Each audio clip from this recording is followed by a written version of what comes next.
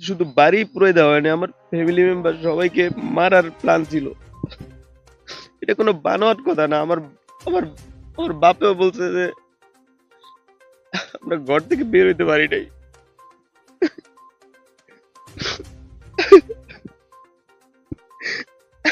আজকে সে আমার মা বাবা ভাই ভাবি এদিক কয়লার মতো পাইতাম ভাই।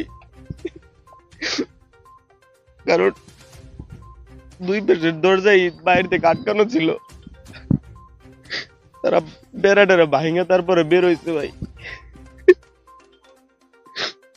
আমার ঘরে ভাই অনলি 4 মাসের আমার ভাতিজি ছিল ভাই।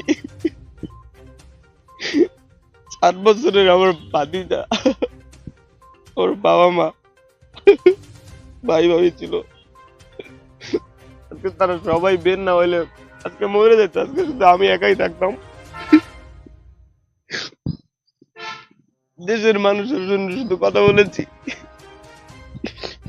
লাস্টে ধানমন্ডি 32-এও আমি ছিলাম। বিপ্লব ঘটাই এই সরকারকে বসালাম। এই সরকার কি করলো, কি করতেছে এই সরকার? একটা মানে নিউট্রাল করে একটা দেশকে দিলাম। আজকে আমার ঘর পড়তেছে, কালকে অন্যের ঘর পড়বে। পড়েই না, শুধু এটা মানুষ মাইরে ফেলানোর মতো সিস্টেম করে। আমি 7 দিনের আলটিমেটাম দিছি এই সরকারকে ভাই। এটা হাসিনা বিদেশ থেকে এসে আগুন ধরাই দেয় নাই, জিন করিতে এসে আগুন ধরাই দেয় নাই ভাই, মানুষই আগুন দিচ্ছে। দেশের আইন শৃঙ্খলা রক্ষাকারী বাহিনীর প্রতি আমি শ্রদ্ধাশীল। 7 দিনের ভিতরে তারা খুঁজা